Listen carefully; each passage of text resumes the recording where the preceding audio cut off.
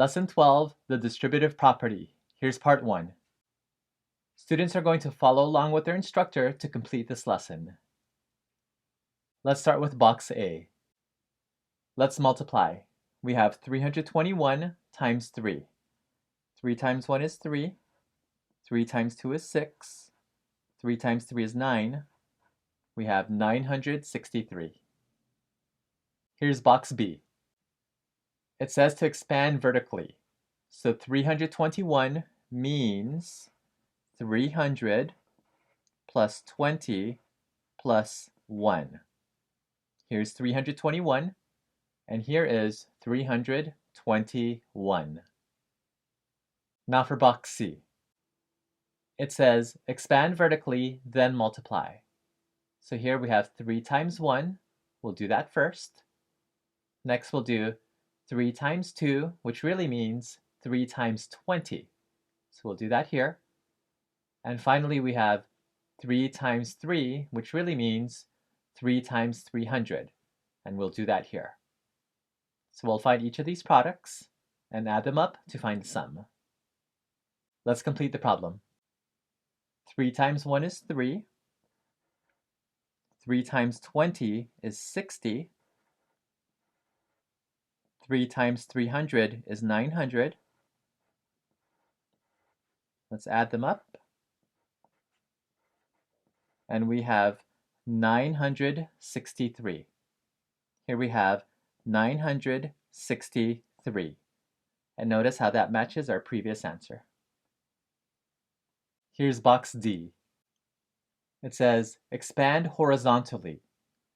So 321 means 300 plus 20 plus 1. Now for box E. Expand horizontally, then multiply. So here we have 3 times 321. We'll rewrite it like this. 3 times 321. Here's 300 plus 20 plus 1. Now let's multiply. We have 3 times 300. That gives us 900. 3 times 20 equals 60. 3 times 1 equals 3. And altogether we have 963. Here's 963. And notice how this matches box C. Here's part 2. Multiply. Notice and focus on the subtle differences between the problems in each set. Let's go over a few examples, starting with box F. Here we have 2 times a plus 4, and use box E to help you. So first, we'll do 2 times a, then we'll do 2 times 4. 2 times a equals 2a. 2 times 4 equals 8. So our final answer is 2a plus 8. Here's how you can check that answer. Here we had 2 times a plus 4. So let me write that down. Here's 2 times a plus 4.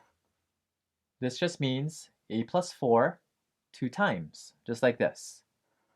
Here's a plus 4 1 time, a plus 4 2 times. And if you add them up, 4 plus 4 equals 8.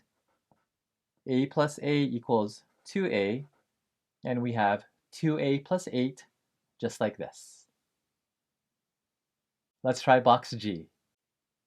Here's 2 times a minus 4. So first we'll do 2 times a, then we'll do 2 times negative 4. 2 times a equals 2a. 2 times negative 4 equals negative 8. So our final answer is 2a minus 8. Here's box J. Negative 2 times a plus 4. First we have negative 2 times a, which gives us negative 2a. Next we have negative 2 times 4, which gives us negative 8. Final answer, negative 2a minus 8. Box Q will help us with the last row, so let's take a look at box Q now. Negative 1 times negative e minus 9. First we have negative 1 times negative e, and that gives us positive e. Now we have negative 1 times negative 9, and that gives us positive 9. Final answer, e plus 9. Now for box R. We have negative f minus 3, and this means the same as negative 1 times negative f minus 3. So first we have negative 1 times negative f, and that gives us positive f. Now, negative 1 times negative 3 equals positive 3. So our final answer is f plus 3. Finally, box S. Here we have negative g minus 2. And remember, this is just like negative 1 times g minus 2. So think of this as negative 1 times g, that will give us negative g. Negative 1 times negative 2 equals positive 2.